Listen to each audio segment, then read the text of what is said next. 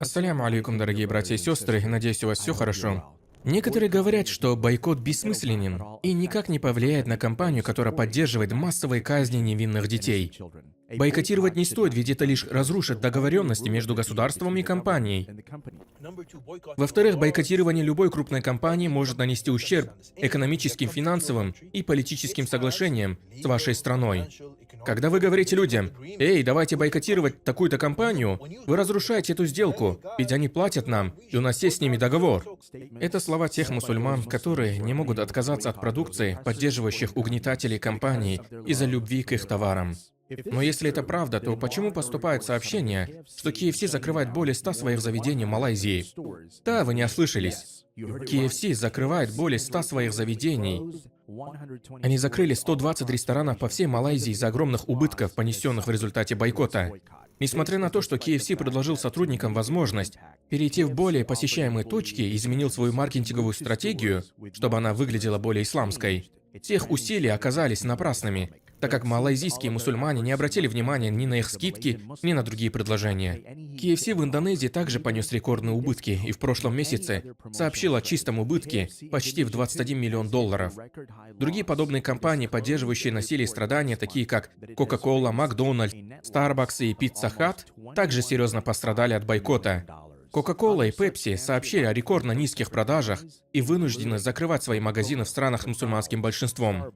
Макдональдс потеряли почти 7 миллиардов долларов из-за бойкота после того, как они не только поддержали Израиль, но и объявили о бесплатном питании для солдат израильской армии, чтобы перед казнью двухлетнего ребенка их желудки были полны хэппи-милов.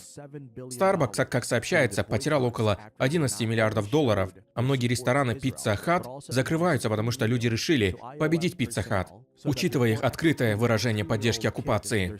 Вы все еще сомневаетесь в силе бойкота? Эти бренды пытаются заманить потребителей, предлагая товары по сниженным ценам или объявляя большие скидки, потому что они понимают, что мусульманская умма объединится против них. Они не смогут выжить и продолжать зарабатывать, как прежде, до того, как их истинное лицо было раскрыто всему миру. Coca-Cola также пыталась улучшить свой имидж, выпустив рекламу в Бангладеш, где она утверждала, что у них есть магазин в Палестине, и поэтому их не нужно включать в список бойкота. Они пытаются скрыть тот факт, что завод Coca-Cola в Палестине находится на оккупированной территории западного берега и полностью поддерживает незаконную оккупацию. Когда они не смогли это сделать, их пропаганду поддержали некоторые так называемые известные мусульмане, такие как Фарис Аль-Хамади, который отговаривал мусульман от бойкота, чтобы их правительство не потеряло сделки с этими компаниями. Эти убытки показывают, что все такие компании, противостоящие жизни, действительно страдают после годового бойкота. Это пощечина всем тем мусульманам, которые не могут отказаться от любимого напитка ради своих единоверцев.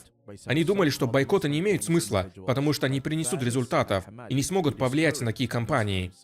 Бойкотирование продукта, финансирующего и поддерживающего оккупацию, это самый простой и легкий способ солидарности и поддержки, который мы, как мусульмане, можем выразить своим страдающим братьям и сестрам в Палестине. Исключение одного продукта из своего списка покупок действительно имеет значение. Верно, что каждый бойкот – это как капля в океане, но также верно, что когда бесчисленные такие капли объединяются, это может принести к разрушительному цунами.